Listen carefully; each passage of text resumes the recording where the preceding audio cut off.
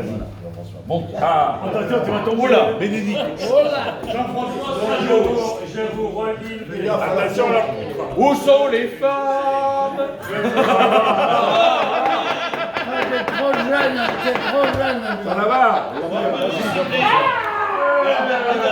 N'excitez pas, n'énervez pas, nous Vous c'est mal. savez que je suis en équilibre excessivement instable. Voilà, exactement. Il risque gros. Donc le titre, c'est la journée du trinquet. Mes amis, il y a 2 jours, juste avant, Eric m'a téléphoné avec sa délicatesse habituelle pour me signifier que je devais impérativement vous concocter un petit discours sur le trinquet. Oui, vous avez bien entendu. Sur le trinquet, notre trinquet, c'est-à-dire 20, 30, 40, 50 ans de notre vie. Il faudrait des livres entiers pour en parler, et il voulait un discours en 2 jours. Chacun ayant son appréhension personnelle du trinquet, et tout discours de plus de 10 minutes étant ennuyeux, j'ai donc tranché et décidé de vous faire un ridicule petit mémo sur ma vision personnelle de ce que j'ai appelé la journée du trinquet. Ensuite, vous pourrez broder, ajouter les billets de page de vos expériences.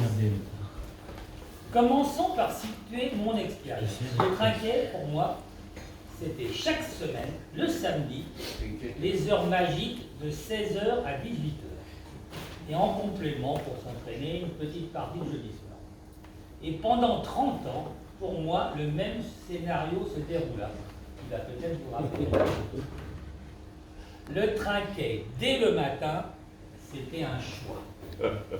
Comment caser et justifier ces heures dans un emploi du temps surchargé et une vie de famille à honorer? Dilemme hebdomadaire que je résolvais toujours de la même façon, en m'imaginant les heures affreuses que j'allais passer si je me défilais et n'y allais pas. Penser qu'ils étaient en train de jouer les salauds sans moi, donc j'y allais toujours. Plus tard, je développais ce concept au travail avec l'écriture du fameux processus d'optimisation à l'apport personnel de la gestion du temps passé pour les autres, basé sur la simple constatation que si c'est pour être contrarié, mieux vaut ne pas changer ses habitudes. Le trajet, premièrement, c'était un trajet. Le trinquet, premièrement, c'était un trajet.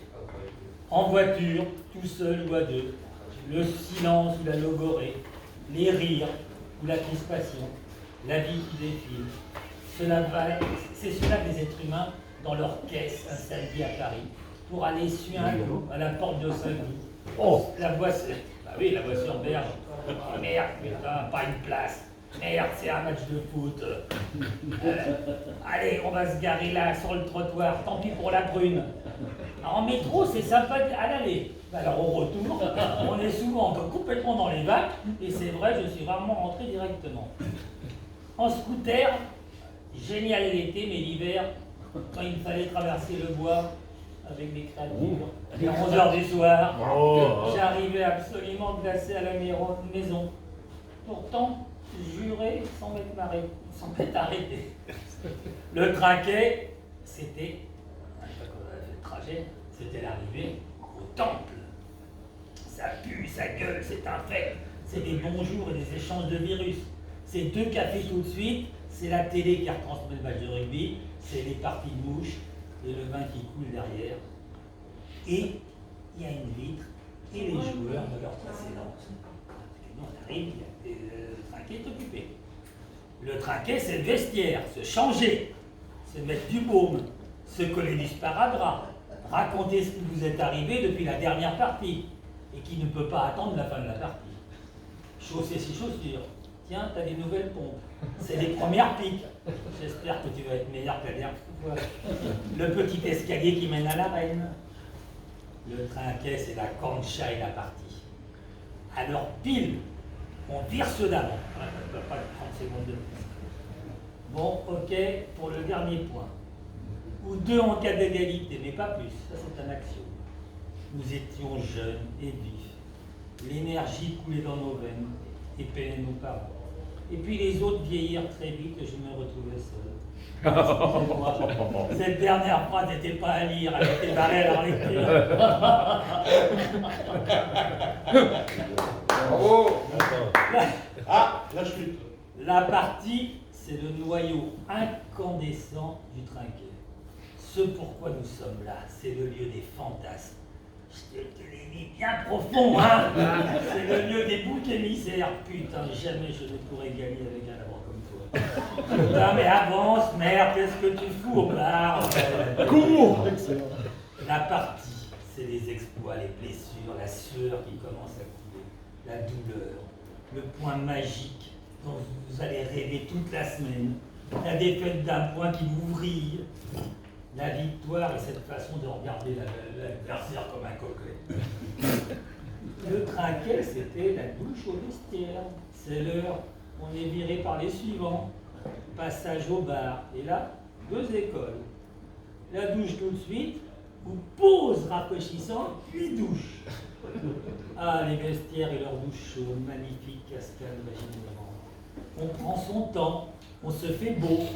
Pour ceux qui ne connaissent pas, rentrer dans le bar du trinquet après la partie, après la douche, et cerise sur le gâteau si vous n'avez pas trop mal joué, cela donne le même sentiment que quand Vasco de Gama a remonté le Tage et déposé ses trésors devant le roi du Portugal après avoir découvert l'Inde. Bon, c'est vrai, j'exagère. Mais non. Beaucoup. Le trinquet, c'était le bar, resto, confessionnal, club de trinquet. Le bar est le lieu de rencontre par excellence, de partage par goût et d'aboutissement par désir. On s'y boit doucement, en faisant semblant de ne pas le savoir. On parle beaucoup, on y passe de bonnes heures, et l'été, la terrasse est douce. On boit beaucoup aussi. Bière, ricard, scotch, rosé, rouge, un petit peu d'eau, pour remplacer celle qu'on a perdue sur la concha. On mange, on ne part pas, on regarde la vitre, et derrière, les joueurs qui continuent à jouer. Un endroit total, comme il n'y en a plus. Le trinquet, c'était les événements aussi. La fête basque, les repas organisés, les tournois, les mariages, les conciliabules, les amours cachés. Et aujourd'hui, enfin, ces retrouvailles, car ce filou d'Éric, par une contorsion de l'espace-temps, a réussi à nous faire revivre ce bon vieux trinquet. Sur ce soir et dans les prochains jours, nous repasserons toutes ces anecdotes réveillées au fond de notre mémoire. Merci Eric, merci les potes. Aujourd'hui, nous avons tous 20, 30 ou 40 ans de moins. Mais je vous demande encore une minute de silence. Nous nous accorderons à tous nos copains qui ont disparu et qui ont aussi participé à cette grande aventure qui est le trinquet.